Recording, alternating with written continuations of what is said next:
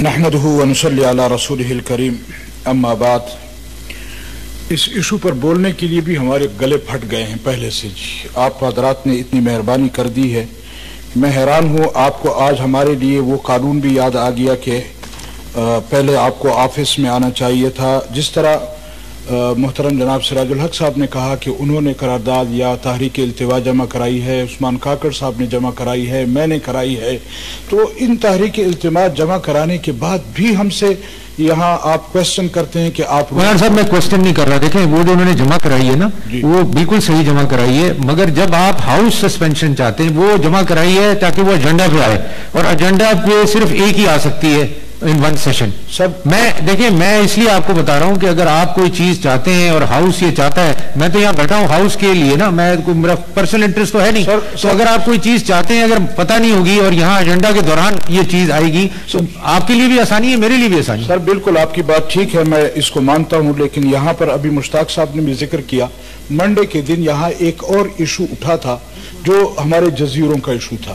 اس کے لیے بھی انہوں نے یہاں آنے کے بعد کوئی وہاں درخواست جمع نہیں کرائی گئی تھی، لیکن یہاں آنے کے بعد پورے یہاں کے اس کو جو ایجنڈے کو سسپینڈ کر کے اس پر بات کرنے کی اجازت تھی. اور یہ میں دیکھ رہا تھا وہ بھی ایجنڈا چل کے بیچ میں پھر وہ ڈیسیژن ہوا تھا. جی سر، تو گزارش یہ ہے کہ اگر اتنا اہم واقعہ ہے اور آپ کو تمام واقعات کے ساتھ ساتھ اس واقعے کا بھی علم ہو چکا تھا کہ یقیناً پشاور میں اتنا ایک بڑا واقعہ ہوا ہے، اور پھر ہمیں مجبور کیا جاتا ہے اس طرح کے، کیونکہ کالج کے بچے ہوں، آرمی پبلک اسکول کے بچے ہوں، کسی یونیورسٹی کے بچے ہوں، کسی بھی پاکستانی کے بچے ہوں، وہ ہمارے بچے ہیں.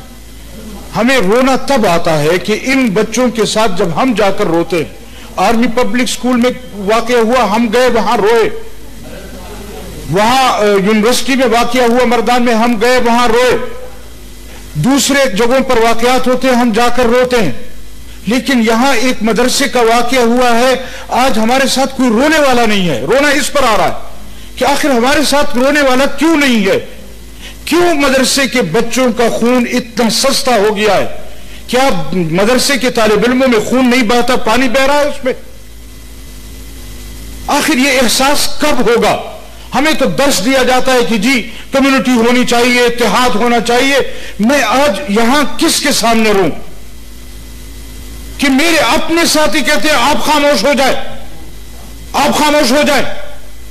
میں تو ان سے بھی گلہ کرنے کا روادار نہیں ہوں، اور جن کا دفاع یہ کرنا چاہتے ہیں میں سمجھتا ہوں کہ ان بیچاروں کی حکومت بھی نہیں ہے. حکومت جن کی ہے ان سے سوال کرنا چاہتا ہوں کہ آخر یہ ہو کیا رہا ہے؟ کیا پی ڈی ایم کے جلسوں کو روکنے کے لیے آپ کو دینی مدرسے کے طالب علم ملے ہیں؟ کیا پی ڈی ایم کے جلسوں کو روکنے کے لیے آپ کو عام پاکستانی ملا ہے؟ ہم نے تو یہاں آن دا فلور کہا تھا کہ اپوزیشن اس وقت سر ہتھیلیوں پر نکلی ہے. آئے نہ ہمیں گرفتار کریں، آئے ہمارے خلاف کارروائی کریں. خوف کس چیز کا ہے آپ کو؟ اور پھر روکنے کا طریقہ یہ ہے، کیا اس کو سیاست کہتے ہیں؟ ہم نے بارہا کہا ہے کہ ادارے ہماری آنکھوں کے پلکیں ہیں، وہ ہمارے اوپر بوجھ نہیں ہے. لیکن اگر پلکوں کا بال آنکھ کے اندر گر جائے، آج تو تمام پلکیں آنکھوں میں آئی ہوئی ہیں، ہمیں پلکوں سے کوئی اعتراض نہیں ہے. لیکن گزارش یہ ہے کہ جرنیل اگر سیاست نہیں کرتے، اور اگر سیاست کرتے اور ہم کوئی بات کرتے ہیں تو پھر ہمیں کہتے ہیں آپ اداروں کے خلاف بول رہے ہیں. اب یہاں ذکر ہوا آرمی پبلک اسکول کے واقعے میں باجوہ صاحب خود گئے تھے، پرائم منسٹر خود گیا تھا، لیکن یہاں ایک مدرسے کے بچے شہید ہوئے ہیں، ان کو پوچھنے والا کوئی نہیں ہے. وہاں یا سراج الحق جائے گا یا عطارحمان جائے گا. کیوں آخر؟ کیوں ان کو اتنا سستا سمجھ دیا ہے؟ چاہیے تو یہ تھا کہ آج مدرسے کے طالب علموں کے ساتھ یکجہتی کی جاتی، دینی مذہبی لوگوں کے ساتھ یکجہتی کی جاتی.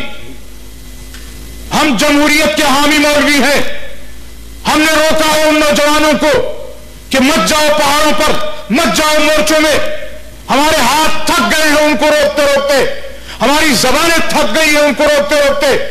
لیکن اگر پارلیمنٹ کا رویہ یہ ہوگا, لیکن یہاں مقتدر اداروں کا رویہ یہ ہوگا, تو آخر آپ بتلائیں ہم کب تک یہ کردار ادا کرتے رہیں گے؟ کب تک لاشیں اٹھاتے رہیں گے؟ کب تک ہمارے ساتھ کوئی رونے والا نہیں ہوگا؟ ہم کدھر جائیں؟ کس کے ہاتھ پر, کس کی آستین پر اپنا لہو ڈھونڈیں؟ کس کو کہیں کہ آپ ہمارے دشمن ہیں؟ یہاں شبلی فراز صاحب کھڑے ہو جاتے ہیں کہ جی یہ تو انڈیا والے ہیں, یہ پی ڈی ایم والے انڈیا کو سپورٹ کر رہے ہیں. عجیب بات ہے. آپ کو اپنے اپوزیشن کا دور یاد نہیں آتا؟ آپ کو اپنے دھرنے یاد نہیں آتے؟ آپ نے چائنا کے پریزیڈنٹ کا دورہ یہاں نہیں رکوایا آپ نے اس سے؟ اس وقت آپ کو یہ چیزیں یاد نہیں تھی, آج آپ کو یاد آ گیا ہے.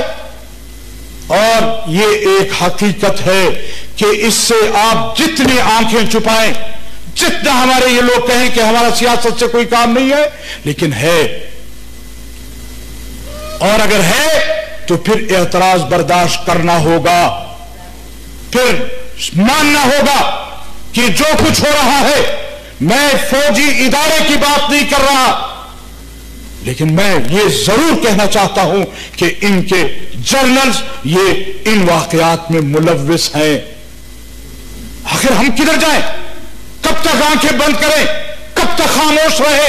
کب تک یہ کہیں کہ یہ واقع ملک دشمنی پر مبنی ہے؟ کب تک آپ انڈیا پر, کب تک آپ ایران پر, کب تک آپ افغانستان پر برے الزام کس کو ٹھہرائیں گے؟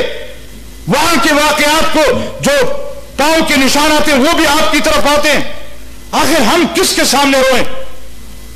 اور عجیب بات یہ ہے کہ جب میرا اپنے اداروں کے خلاف کوئی کارروائی ہوتی ہے, میں ان کے ساتھ جانے کے لیے تیار ہوں, میں ان کے ساتھ روڈ پر نکلنے کے لیے تیار ہوں, میں ان کے ساتھ رونے کے لیے تیار ہوں, میں ان کی تجہیز و تدفین میں شامل ہوتا ہوں. لیکن نہ میری تجہیز و تدفین میں کوئی شامل ہوتا ہے, نہ میرے ساتھ رونے والا کوئی ہے. آخر آپ بتائیں ہمیں کہ ہم کدھر جائیں؟ کس کے سامنے روئیں؟ کس کو اپنا دکھڑا سنائیں؟ لہذا میں آج یہاں پر ہاؤس میں آپ کے رویے سے بھی نالا ہوں, یہاں کے اپوزیشن کے رویے سے بھی نالا ہوں, اور ان لوگوں تو میں اس لیے وہ نہیں کرتا کہ ان بیچاروں کی حکومت ہے ہی نہیں, ان کو کچھ پتہ ہی نہیں ہے, ان کو علم ہی نہیں ہے کہ حکومت چلائی کیسی جاتی ہے یا چلتی کیسی ہے. یہ صرف جھنڈے لگانے کی عادی ہے, بس یہ اپنے مراعات کے عادی بن گئے ہیں. اس کے علاوہ ان کو کوئی ملک, کوئی عزیز نہیں ہے, کوئی عوام عزیز نہیں ہے, ان کو حکومت سے کوئی سروکار نہیں ہے, صرف اس چیز سے سروکار ہے کہ بین الاقوامی ایجنڈے کی تکمیل کیسے ہوگی, FATF کو کیسے بل کیسے پاس کیے جائیں گے. یہ کیا رویہ ہے؟ اور پھر وہ ایوان جس کو ہم کنفیڈریشن کہتے ہیں, جس کو ہم ایوان بالا کہتے ہیں, یہاں پر بھی ان لوگوں کا رویہ یہ ہوگا. تو میں دس بستہ گزارش کروں گا کہ اس ایوان کو ایوان سمجھیں, اس کو قوم کی آواز کی جگہ سمجھیں, یہاں ہم لوگوں کو بھی بولنے کی اجازت دیں.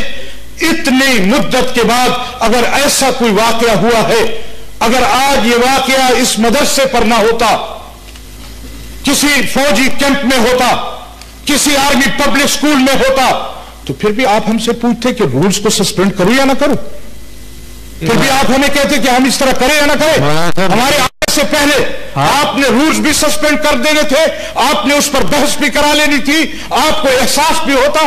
لیکن آج غریب مدرسے کا طالب علم مرا, بالکل وہ شہید ہوا ہے, غلط ہے. لہذا کسی کو احساس نہیں ہے. میں نے اس پہ ڈیبیٹ کرانی تھی, بس دیکھیں میں یہ نہیں چاہتا کہ ڈسٹرپشن ہو, میں بالکل اس پہ ڈیبیٹ کرانا تھا. تو اگر آپ نے ڈیبیٹ کرانی تھی, اس ایشو کو اہم سمجھنا چاہیے تھا.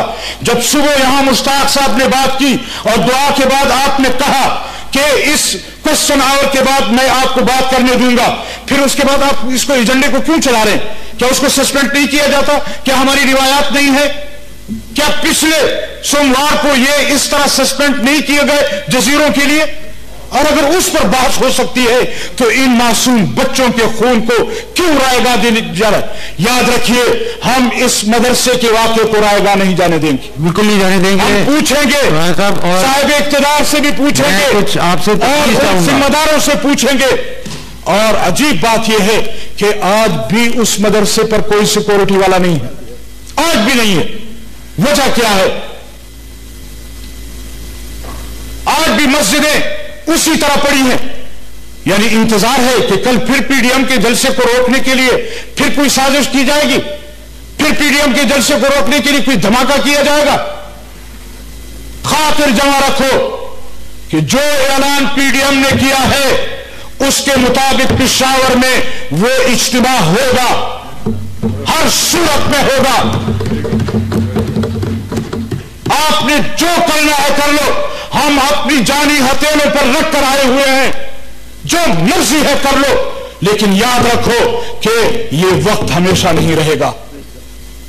एक वक्त था कि उधर ये पार्टियां उधर थी, आज ये पार्टियां इधर हैं, कल ये उधर होंगी।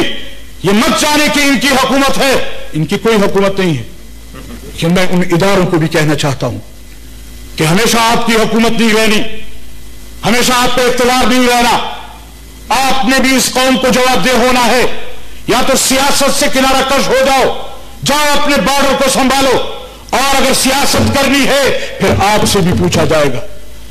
मैं आखिर में एक मरतबा फिर उस जामिया के तलबा के साथ हमदर्दी का इजहार करते हुए उन बच्चों के लिए दुआ गो हूं, अल्लाह ताला उनकी शहादत को कबूल फरमाए, उनके दर्जात को बुलंद फरमाए, और अल्लाह ताला हमें हिदायत दे कि हम इन हालात से कौम को निकाल सकें। Thank you.